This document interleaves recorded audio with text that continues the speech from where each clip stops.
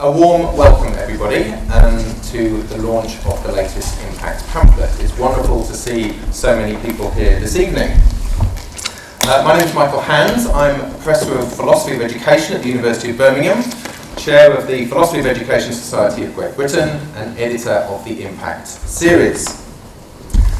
The PSGB is delighted to be launching a new Impact pamphlet, How Can Universities Promote Academic Freedom? Insights from the Front Line of the Gender Wars, by Judith Sweeser and Alice Sullivan. The pamphlet is open access and available to download now from the Wiley Online Library. But you lucky folk don't need to download it because you've all got a free copy in your hand, I hope. The UK Government's Higher Education Freedom of Speech Bill is currently progressing through Parliament. The purpose of the bill is to strengthen free speech and academic freedom in higher education in England. If passed into law, it will give the Office for Students new powers to monitor and enforce freedom of speech in universities, introduce a complaint system and redress for breaches of free speech duties, extend those duties to student unions, and require the appointment of an OFS Director of Freedom of Speech and Academic Freedom. In his introduction to the white paper that preceded the bill, then Education Secretary Gavin Williamson writes, "There are some in our society who prioritise emotional safety over free speech, who equate speech with violence. This is both misguided and dangerous. The rise of intolerance and cancel culture upon our campuses directly affects individuals and their livelihoods. Students have been expelled from their courses, academics fired, and others forced to live under the threat of violence. These high-profile incidents are but the tip of the iceberg." Much of the controversy surrounding the bill has focused on the question of whether the rise of intolerance and cancel culture in universities is as steep or as troubling as the government suggests. Doubters have pointed to OF statistics indicating that in 2017-18, only 0.09% of the total number of event requests made under external speakers' processes were refused permission. Former Education Secretary David Blunkett is sceptical about the scale of the problem and the need for legislation to address it. He said, "If there's a small problem, and I think there is, sorting this out should be entirely down to the university and the student unions." In How Can Universities Promote Academic Freedom? Insights from the Front Line of the Gender Wars, Judith Sweeser and Alice Sullivan shed important new light on this question. To determine whether or not universities are facing a crisis of academic freedom, they argue, we need to attend to the detail of specific cases. And when we look closely at the contemporary reality of suppression of debate on sex and gender, there can be little doubt that the crisis is real. The evidence catalogued by Sweeser and Sullivan of suppression of research, of blacklisting, harassment and smear campaigns, of no platforming, disinvitations and shutting down of events is incontrovertible. The recent experience of scholars and students wishing to discuss the material reality and political salience of sex makes complacency about academic freedom a luxury we cannot afford. Sweeser and Sullivan set out a powerful argument for the role of academic freedom in pursuing truth within the academy and developing democracy beyond it. They effectively counter attempts to narrow the scope of academic freedom so as to render it compatible with no platforming. And they lay out a series of practical steps administrators can take to ensure that universities are places where an expansive and pluralistic intellectual climate prevails. This is a timely and compelling intervention in a vexed but urgent public debate. For their clear-sighted diagnosis of where and how academic freedom has been eroded in our universities, and for their judicious account of what must be done to rebuild it, Sweeser and Sullivan deserve a wide and attentive hearing. This is the 27th Impact pamphlet. Written by leading general philosophers and philosophers of education, the Impact series brings philosophical perspectives to bear on education policy in the UK. Pamphlets are addressed to policymakers, politicians and practitioners that are intended to be of interest also to researchers and students whose work has a policy focus. All the pamphlets are available to download free of charge from the Wiley Online Library. Impact is an initiative of the Philosophy of Education Society of Great Britain, a learned society that exists to promote for the public benefit the advancement and teaching of philosophy of education. It's now my great pleasure to introduce our panel this evening. Beginning with the authors of the pamphlet, Judith and Alice. Judith Suissa is Professor of Philosophy of Education at the UCL Institute of Education. Her research interests are in political and moral philosophy, with a particular focus on the control of education, social justice, libertarian and anarchist theory, the role of the state, political education, and the parent-child relationship. Her books include The Claims of Parenting, Reasons, Responsibility and Society, and Anarchism and Education, a Philosophical Perspective. Alice Sullivan is Professor of Sociology at the UCL Social Research Institute. Her research focuses on social and educational equalities in the life course. She has made extensive use of secondary data analysis of large-scale longitudinal datasets in her research, with a particular focus on the British birth cohort studies of 1958, 1970 and 2000. Her publications include work on social class and sex differences in educational attainment, cultural capital, reading for pleasure, social mobility, health inequalities, and the need to retain data on sex. Baroness Estelle Morris is a life peer and chair of the Birmingham Education Partnership. In Tony Blair's Labour government, she served as Minister of State for School Standards and then as Secretary of State for Education and Skills. Before her election as a Member of Parliament for Birmingham Yardley in 1992, Estelle was a teacher in an inner-city comprehensive school. Since leaving Parliament, she has held a variety of senior posts in education and the arts, including stints as a Pro-Vice-Chancellor at the University of Sunderland, as Chair of the Children's Workforce Development Council, and as President of the National Children's Bureau. Arif Ahmed is Professor of Philosophy and a Fellow of Gonville and Caius College at the University of Cambridge. His principal research interests are in decision theory and, more recently, religion. He is a campaigner for free speech in higher education, and in 2020 led the charge against plans by the University of Cambridge for a new free speech policy requiring respect for the opinions of others. In recognition of his campaigning work, he received an MBE in the 2021 Queen's Birthday Honours. David Roubain is Professor of Culture, Diversity and Inclusion and Pro-Vice-Chancellor for Culture, Equality and Inclusion at the University of Sussex. His previous experience includes advising the FA Premier League on equalities issues, consulting at Equality Works, and serving as Chief Executive of Advanced HE's Equality Challenge Unit.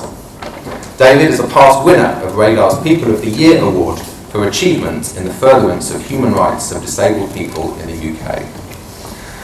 I do have to pass on apologies from Aqua Reindorf. She was to have been our fourth panellist, our fourth guest speaker. Unfortunately, because of a family emergency, Aqua is not able to join us this evening, but she sends her good wishes and apologies to all. A word about the format this evening will take. Judith and Suissa will begin by outlining the argument of their pamphlet. Estelle, Arif and David will each comment on the issues it raises. Judith and Alice will have an opportunity to respond briefly to the panellists' comments, and I will then open the discussion to the floor. Note that this evening's seminar is being filmed for a podcast, so please refrain from asking a question if you prefer not to be heard on the recording. The seminar will finish at 7 p.m, at which point I hope you will stay on to continue the conversation informally over a glass of wine. And I'm now pleased to pass to the authors of the pamphlet to tell us a little bit about it.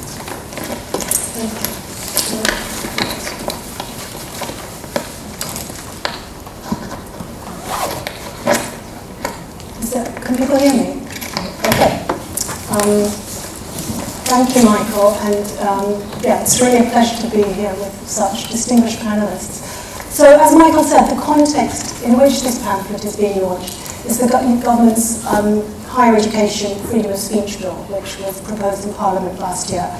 And I'm really sorry that Barrister Reindorf isn't here, because I think she's obviously an expert on the legal aspects of this legislation.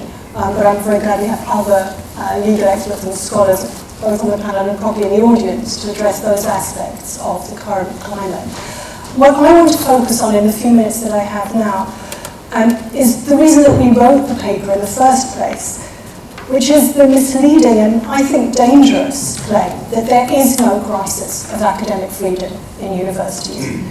I think, as Michael said, that our pamphlet offers a clear picture of what it is like to work in academia today, within a climate where particular facts, not to mention ideas, about sex and gender have become unspeakable. We've charted a range of increasingly common forms of attacks on academics dissenting from a particular ideological line on sex and gender. These include suppression of research, blacklisting, harassment and smear campaigns, no platforming, disinvitations, and shutting down events.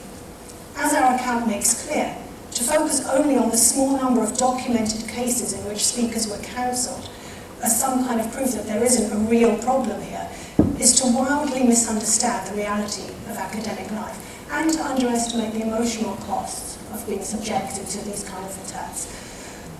It's to ignore what is happening on the ground, where reported incidents of no platforming, usually of high-profile speakers, are just the most visible manifestation of a much deeper cultural and structural issue. And in this context, I want to respond to an anticipated objection that because Alice and I are sitting here at a panel in a prestigious university speaking freely to a large audience, and because we still have our jobs and we're able to publish our paper, we cannot claim that our academic freedom is under attack. This seems to be a really odd and worrying claim to make. It ignores the way in which academic careers are built and managed, the informal networking that offers entry into communities that in turn provide opportunities for advancement. And it ignores the power relations that obtain within those communities and within institutions. We are the ones speaking out because we are the ones who are already in positions where losing out on such opportunities by resisting the under-the-radar forms of silencing, intimidation and groupthink is unlikely to cost us our jobs, I hope.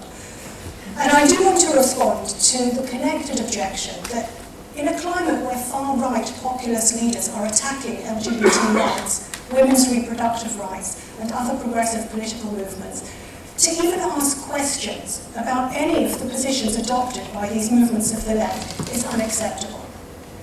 To my mind, to collapse all criticism of a particular view or theory into a single ideological framework is to play into the same simplistic and dangerous us and them rhetoric of the far right.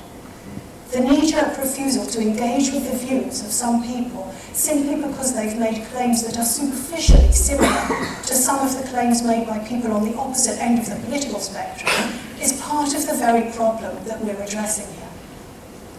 I believe that it's precisely because of the far-right backlash against the hard-won rights of women and minorities that we need real academic freedom and freedom of expression. Without these freedoms, our discursive space, as we argue in the pamphlet, becomes narrower. It then becomes impossible to explain, much less to explore, how, for example, the arguments of left-wing materialist feminists are radically opposed to the arguments of far-right conservatives.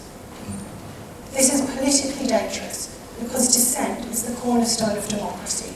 It's also educationally dangerous. If we want students to develop critical capacities, we cannot accept the suggestion that you should shut up about what you think because someone might interpret your words in a way that furthers their own ideological agenda. This is a deeply sinister position. It's bad for democracy, it's bad for education, and it's bad for women. Thank you.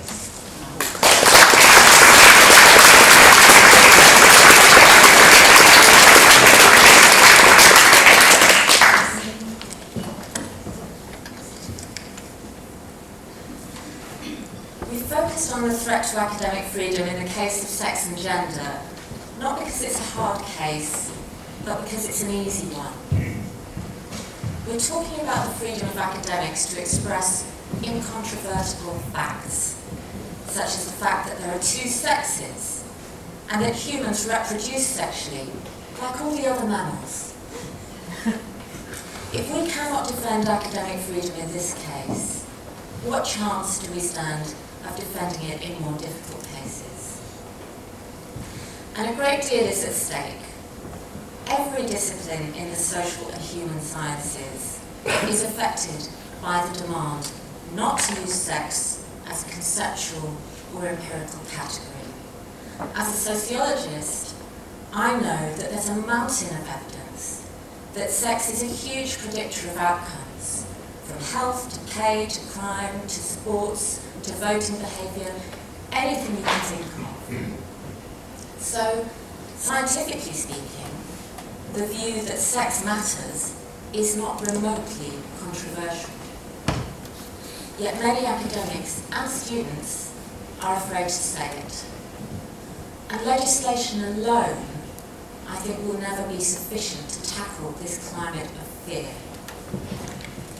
There's no doubt that universities face real challenges in tackling the contemporary threats to pluralism and collegial dialogue. Academics who use denunciation, smears, libel, and attempts to restrict publication and to no-platform speakers have abandoned the established norms of evidence and scholarly discussion. Tackling this is not easy, but universities will never get to grips with the issue if they continue to pretend there's nothing to see here. In the pamphlet, we've proposed some concrete steps which universities need to take. Underpinning these proposals is the conviction that the pursuit of truth is the core principle underlying university education and research. And it follows that universities must actively oppose practices which deter staff or students from asking pertinent questions, stating material facts, or collecting salient data. I'll summarise a few of our key proposals. So one straightforward and basic recommendation is that institutions need to pay attention to whether the organisations they work with operate in a way that's compatible with academic freedom. Political lobby groups should not be invited to shape policy or provide training. At a bare minimum, any organisation which seeks to silence discussion or impose a narrow ideological viewpoint must not be welcomed into positions of influence within the university. The lobby group Stonewall has consistently opposed discussion on sex and gender with the slogan, "No debate," and yet most universities remain actively engaged with Stonewall schemes. The problem of managerial overreach goes beyond the role of Stonewall and other lobby groups. Universities have embedded activist networks which promote extremist views within their equality, diversity and inclusion, EDI, structures. We recommend that attention to the oversight of EDI departments is essential to ensure both that they do not encroach on academic prerogatives and that they do not perversely promote hostility and discrimination in the workplace. This is essential to upholding both academic freedom and genuine diversity and inclusion. In order to tackle the current crisis of academic freedom, universities need to understand that bullying, harassment, and defamation are central to the tactics used by gender identity activists. We recommend that timely disciplinary action must be taken in cases of bullying and harassment, whether by staff or students. Inaction in such cases has allowed bullies to decide the parameters of what can be said, taught, and researched. Everyone who works in education should understand the need for reasoned and evidence-based discussion. And when universities give in to the minority who want to silence others, this leads to an impoverished intellectual climate for all. It is past time that universities step up and start taking this seriously.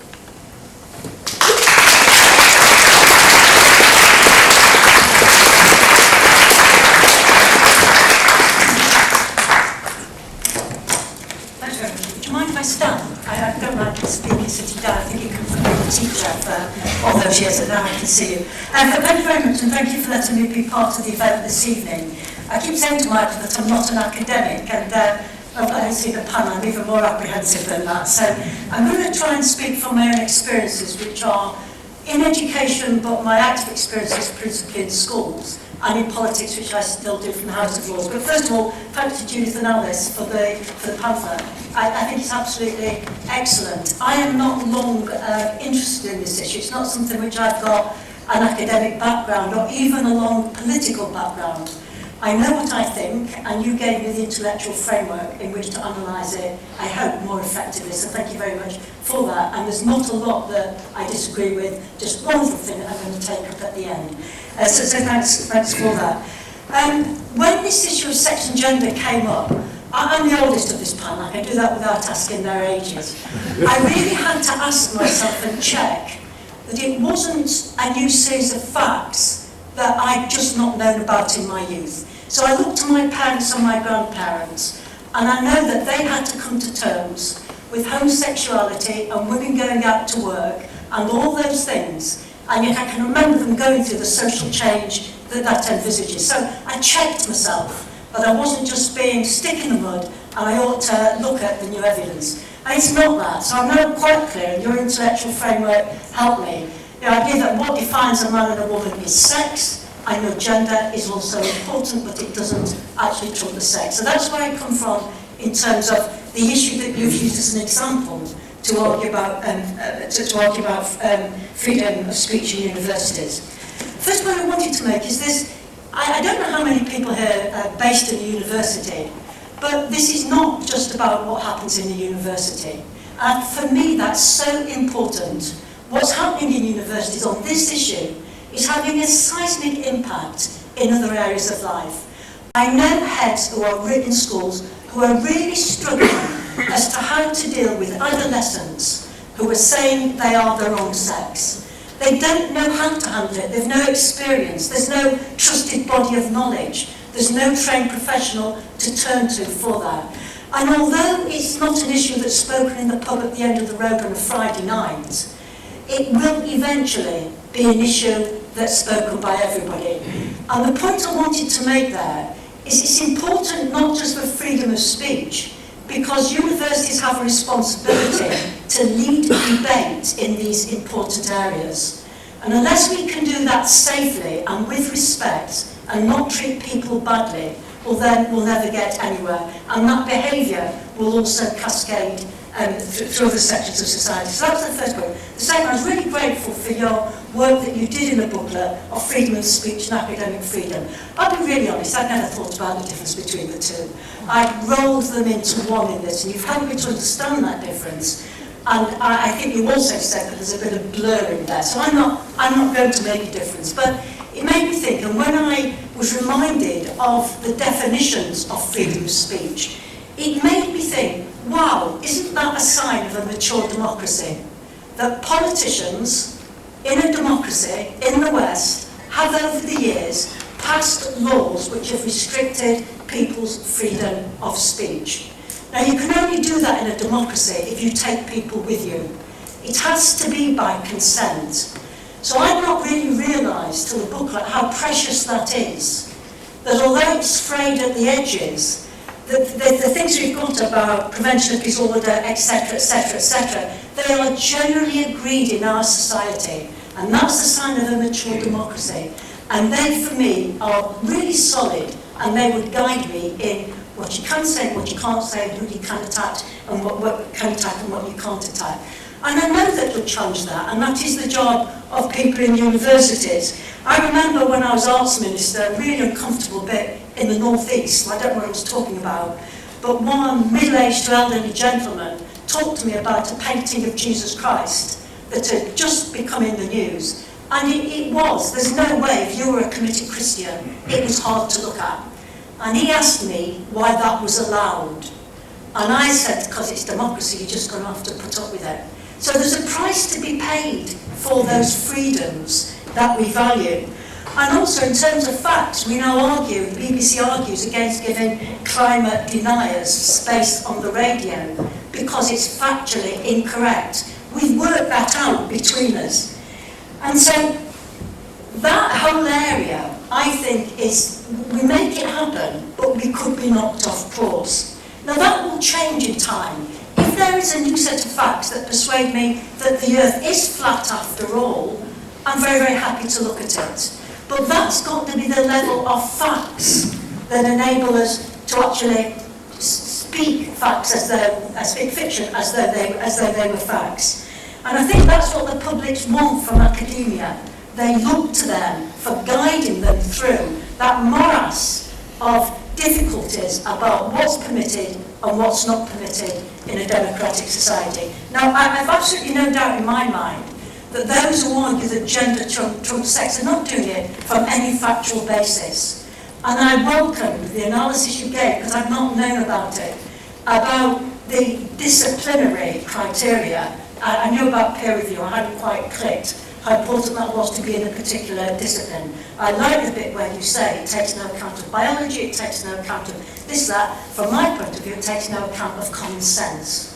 So one has to conclude what you concluded, that this isn't a debate about a group of academics pushing forward new evidence-based facts in order to change the accepted wisdom.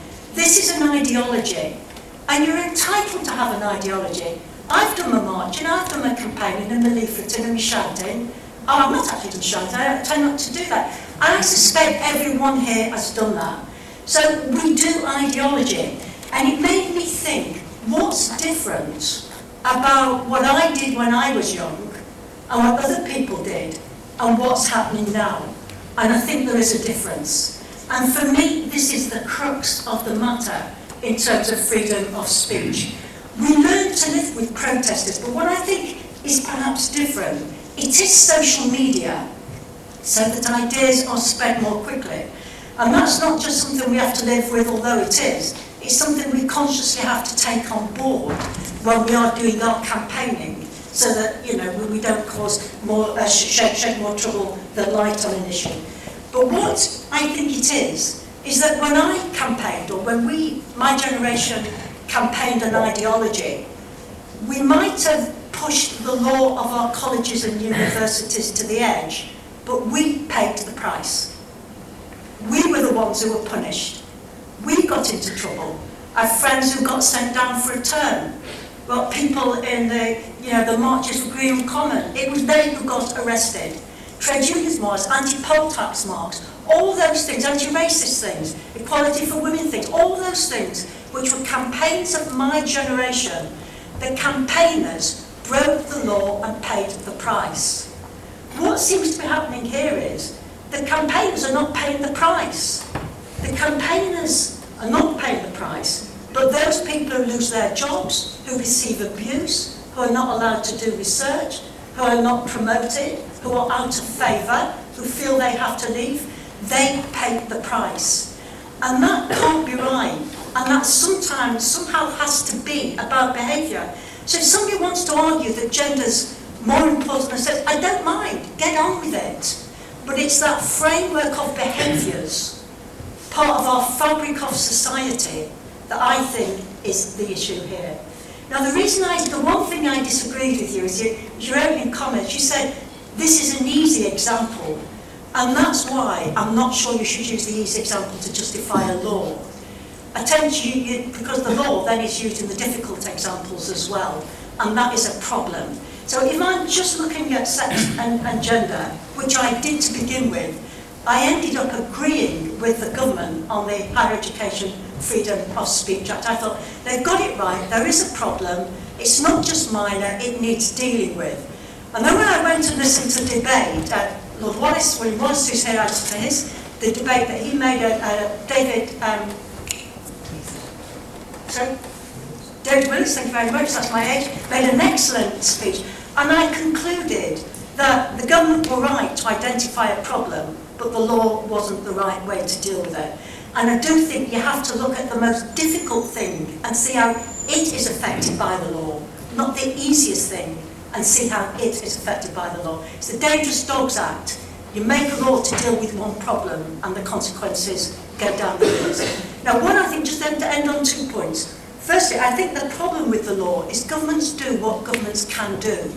It's given more powers to the regulator. It's set up a champion. It's offered an avenue for people who want to complain. It makes switches. That's what governments are good at. That's what they can do. and it's right in certain circumstances. But I'll go back to where I begin. If the freedom of speech legislation, custom and practice, sort of is all right for the society in which we live, I think the onus is on those in university management to just buckle under and enforce it. It's as simple as that. Stand up to what is right and to what matters and to what they believe in. Don't look to the law. Well, do worse on those things. Look to the law to help you, then campaign against it when the government decides to do anything about it. The one thing I've learnt in politics over the years, if you leave a gap, the politicians fill it. And that's why we get a lot of bad law. It's not because politicians wish to legislate, it's very often because bits of our society are not doing and working in the way they should. And in this instance, I've concluded that university management need to do more, and in that sense, I think government will do less.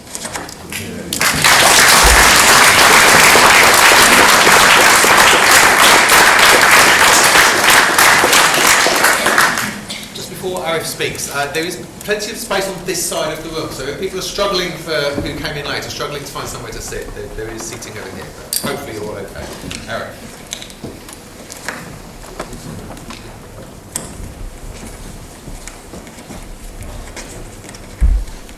Thank you. I'll stand there. Can everyone hear me all right? Yes. Thank you very much.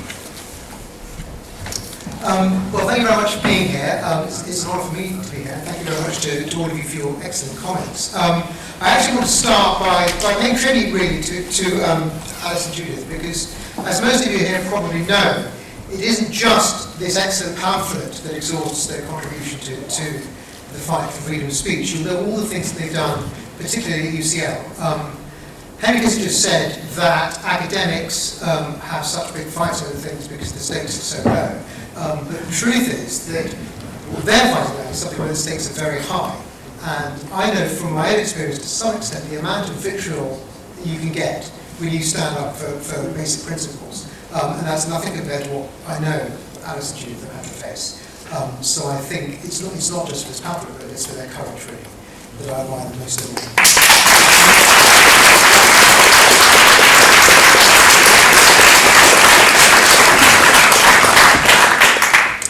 On the pamphlet itself, I was going to divide my comments into three. I should say, first of all, I think it's excellent. I learned a great deal from it. I wasn't going to talk about the bill in these comments, but I have to talk about it in discussion afterwards, and I might say a bit in passing if there's a minute.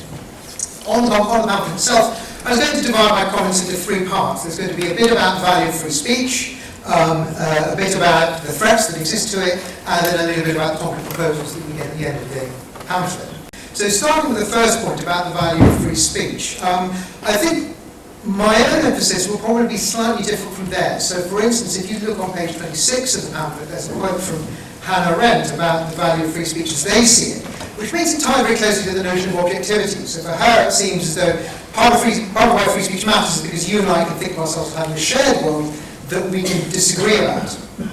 But I think there's another way of thinking about it, which stems from the basically liberal view of the world that I have, which is essentially that there are questions about the good life, how society should be organised, what matters more than other things, over which rational, fully informed people can disagree without any fault. So those are questions where some people care more about something, other people care more about others. And I think unless you accept that, the only alternative is the kind of totalitarianism that someone like Plato actually did go for in the end. If you think there's only one kind of good life, then you end up totalitarian. If you're a liberal, you must think there can be rational disagreement over the most important things in life. We have to come to decisions on these things. How do we come to a decision? The answer is there isn't a right decision, or rather the right decision is the upshot of the right process. And what's the right process? The process has got to be one where everyone feels that they've been heard. So the process that comes to political decisions on the basis of people being heard is the only acceptable one, I think, when you have these sorts of values in conflict. Brexit might be an example. I do remember in the Brexit, whenever you think about Brexit, there were people on both sides of Brexit who were reasonable. They're not fascists, they're not bigots, but there were many people on the Leave side who were utterly fed up. I know from my experience at the university, anyone who said this in a university would be immediately derided as a bigot and not allowed to speak. That's an example where we had a public debate where one side just didn't feel heard, and we know what happened. That then is part of, for me, the value of free speech. It's not when there is truth, but when there isn't truth. That's why free speech matters. Second thing I wanted to talk about was the threats that Alice and Judith so well document. I think anyone who doubts that there's a problem have to explain which of those things they think are not happening, or why those things don't matter, or the hundreds of other cases that I can mention. They've done such a brilliant job that there's relatively little for me to add to those cases. The only thing I would say is that it affects other issues as well. Religion is one that comes to my mind especially. Israel and Palestine to an extent is another one. So there's a whole range of issues. But I will say that one other thing that does concern me is that in addition to these really serious matters of, actual violence, threats of violence, blacklisting, smearing, no platforming, another thing that universities do is regulation, micro-regulation of speech. My own university tried to put forward a system for anonymously reporting microaggressions, which include things like making fun of somebody's religion, for instance. So if I made fun of somebody's religion and somebody else was there, overheard me, they could report anonymously that Dr. Ahmed had said such and such. I might get something on my record which I only knew about. This is an example of what my university tried to do. Aberystwyth I've seen Aberystwyth having regulation which says all the materials that you use for teaching trans must portray trans life in a positive light. Leeds has said if someone says that they're a certain gender, you must think of them as that gender, so it isn't even speech control, it's thought control. This university has something which says if someone tells you that they're a certain gender, you have to accept that you have to address them as in their gender, so it's practically compelled speech. Now, Alexis de Tocqueville said that it's when the civil authority tries to suppress people, it's actually in the little things. When it suppresses people in their little everyday things, that it's more oppressive than when it does them in the big things. Because it creates a habit of conformity, a habit of timidity. And that is seeping out into everyday society. One other anecdote from my daughter's school. There was someone at my daughter's school, 15 or 16, they had to give a presentation at their assembly. She was going to give a presentation on religion. Why, religion is, no religions are true, it's all made up, people to feel that kind of thing. An intelligent teenager would have an interest in, would be useful to discuss. The teacher said, this is not illegal yet, the teacher said, you can't do that because that's controversial and it might upset somebody. So she had to do one of Britney Spears instead. It turned out to be less controversial because it seems we're all on the same side with Britney Spears. I certainly look so on that. So that's just one example of how there's a habit of timidity. I think it's actually seeping into our culture more broadly. And I think that's perhaps the biggest danger in some ways. The last thing I'll say is just a little bit about the concrete proposals that Alice and Judith made, which I think are excellent. And could indeed be fitted into, for instance, the guidance that the Office for Students is going to have to produce on the legislation when it comes onto the statute books, whenever that's going to be. A couple of comments. And one thing I would say is that they do make a proposal for an internal academic freedom champion within universities. And one concern about that is that such a person might well be captured. If you work in a university, the incentives for you to be promoted, the incentives for promotion, for the way your colleagues treat you, all of that are all in one direction. So if you belong to this position and you're still up for promotion and you don't have the kind of independence that we would expect, sadly have not seen from academics, then the result would be not to use this position well, but to abuse it. So to understand freedom is to mean something like, well, these people have to have a voice as well, and you can't say these things because they stop them having a voice. And you know where that is. And then the only other thing I was going to say is that one thing that I thought might be helpful is that we have something like this, which is that when students join a university, they sign a document saying, they all has a waiver as you sign when you join anything. They sign a T&C which says, I accept that through this course I might come across material that I find upsetting, or offensive, or disturbing, or shocking. They sign that at the start, and then, written into the disciplinary procedures of the university, throughout, there is a triage statement which says, if a teacher says anything that upsets them, or shocks them, which they've already signed up to accepting at the start of the course, then the complaint is immediately dismissed. So that sort of triage way of stopping disciplinary actions, which often can be damaging at the start, I think could be a helpful thing the university might be able to do. Okay, well that concludes my comments. The last thing to say again is thank you very much to Alice and Judith, and thanks for listening.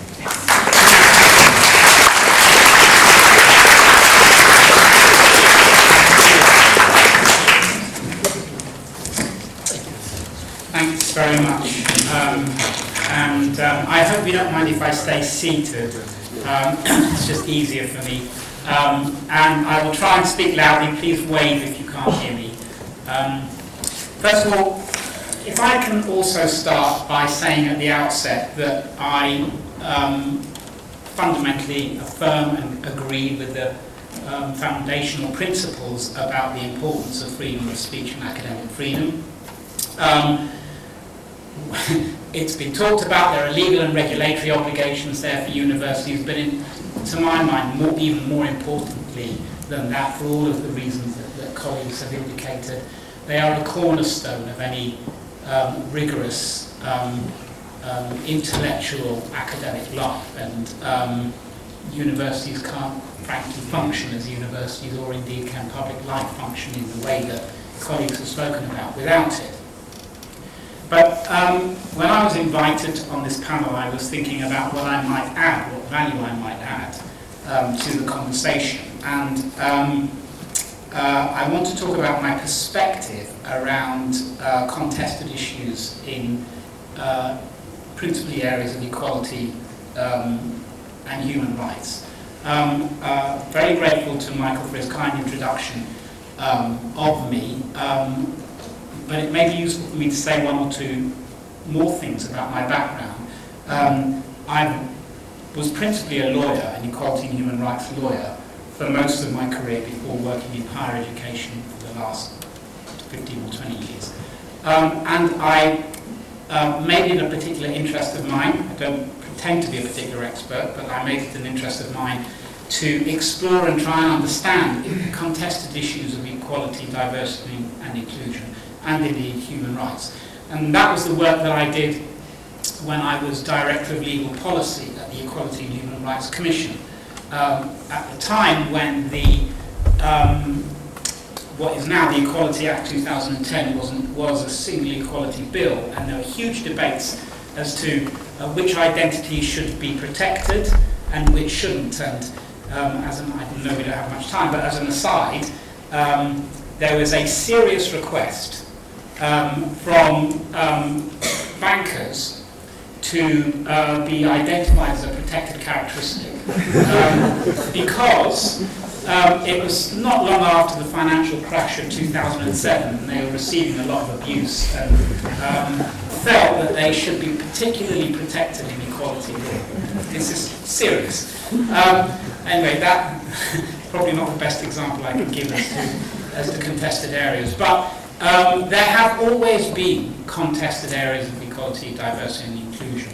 And particularly for those of us who work in higher education and in universities and elsewhere, where the Socratic method of rigorous intellectual analysis is critical and is important. It can appear incredible when there are posits and positions which are, on the face of it, evidentially not sustainable by regard to facts and evidence. I think if we think of, notwithstanding, and I will keep repeating that I am completely aligned with the whole panel here in support of freedom of speech and academic freedom, but if we ignore the context in which contested issues may arise, I think that we may not spot the solutions to some of the egregious examples that have been given in the pamphlet. By way of example, I happen to be a gay man, and I came out in 1979. At that time, there were two identities. There was straight and gay. There was nothing else. Well, I mean, it's a bit like bisexuality was invented in the 1980s. Clearly it wasn't. And clearly it was around before then, but as an identity, it wasn't really there then. And in the 1980s, when I was a young man, when people started identifying as bisexual, there was huge contestation between them and the lesbian and gay community, who felt that they were fence sitters. They were trying to have the best of both. They weren't facing up to the vicious oppression that lesbians and gay men were facing. They were hiding under the guise and the veil of heterosexuality whilst playing around separately. And it did get quite vicious. I also happen to be a disabled person. You may not see that because I'm not standing up, but I am noticeably disabled. And was an activist in the 1980s. at the time when there was a big campaign for anti-discrimination legislation for disabled people, there were furious rows between disabled people and second-wave feminist abortion rights activists.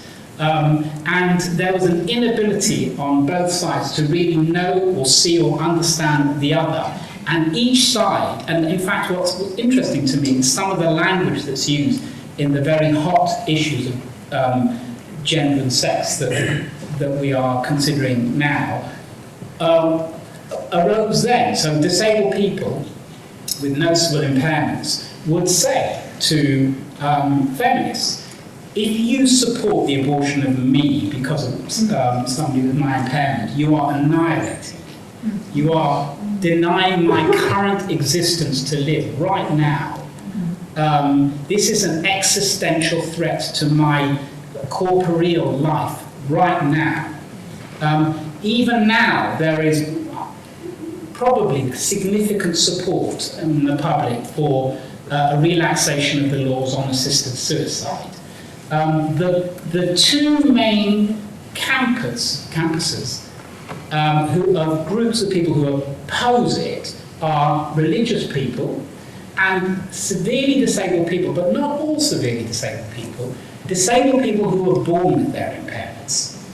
And the reason for that is for them, their lives have had no other experience. They don't understand this sense that people saying that their lives are not worth living. And for them, the debate, the narrative around it, rational as it is, Socratic as it is, evidence-based as it is, and with sincerity as it may come, feels like a death threat to them. And we can argue about whether it is or it isn't, but the reality is that is the experience.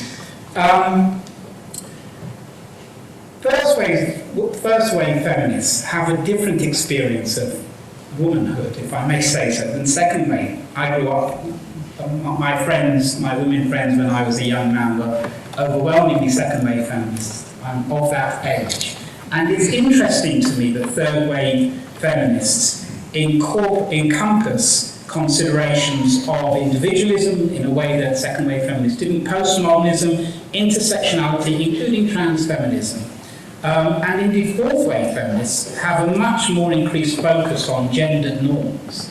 And I don't say this to say nothing is true. That's not my point, is to say, and therefore everything is true and nothing is true. The point is that unless we understand where people are coming from and the feelings that they have around it, I think that we won't solve the problem. So, where do I conclude with all of this? For people who are marginalised, excluded or underrepresented and disadvantaged, their experience will always be a mixture of factual analysis and evidence-based experience and an accumulation of painful emotion and unresolved past hurts. And if that's true, recourse to logical argument and no matter how justified it is, won't resolve the fight. As leaders, if we are leaders, we have to frame an environment which allows the intellectual discourse and the freedom of speech and academic freedom, which again I resolutely support. The point that I want to make, I think, is that the tools for that is a recognition that we have to find ways of bringing people together by acknowledging their feelings and experiences, even when they are illogical, even when it makes no sense. So that, what I said, may be slightly out with the point of this evening. I hope not. It wasn't my intention to come and oppose this very compelling piece of work for the reasons that I've said. But I wanted to advance a proposition that a zero-sum game to solve this problem won't work. It hasn't worked in the past. And there will be other contested areas in the future. Thank you.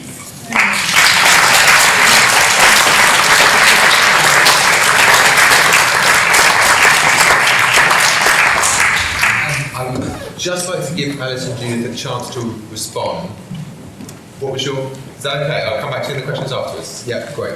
Alice and Judith. So, thanks everyone for really, really interesting and thoughtful comments and such deep engagement with the work that we've produced. It's really encouraging and really nice for us to hear that. So I'll start by responding to Estelle. I thought your comment was really interesting. We often hear that difficult cases make bad law, and you're saying that easy cases make bad law, and that just because we've established that there is a problem to be solved here doesn't mean that legislation is necessarily the right response. And I think both Judith and I have been actually quite ambivalent about the legislation. Of course, in the pamphlet we don't talk about what policymakers should do, because, and I think you're quite right, it's the fact that university leaders have left a vacuum that has led to legislation, which in an ideal world, of course, they wouldn't have left that vacuum. They would have tackled this problem. And it does raise a rather difficult question as the fact that, well, how do we force them to do that? Because they're not doing it.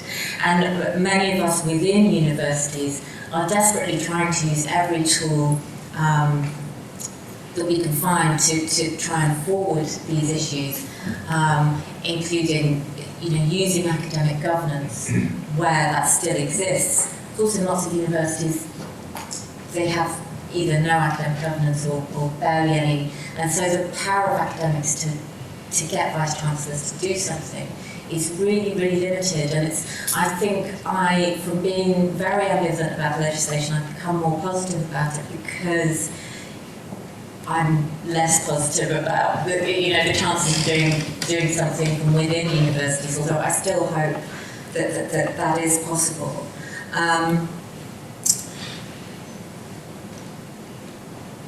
And then the point that Arif made, I think, also is about being an internal champion being captured. I think that is really concerning, and I think it's true of anything that you ask university management to do, that it's kind of reliant on having people who actually care about education. And where we don't have that, then of course everything is fallible, and that's a really difficult and thorny problem. Judith, you want to? Sorry, I think you go. So, just maybe briefly to respond to David's point. I really welcome your sort of insisting that we note that this is not just a question of having the right arguments. I don't think that public policy is necessarily best made just by having knockdown arguments, although having been trained as an analytic philosopher, I think there's a lot to be said for having a clear argument. But I totally agree that if we're going to move forward on contested issues, we need to be able to not just hear, but really listen to the experience and the emotional pain and all the other sort of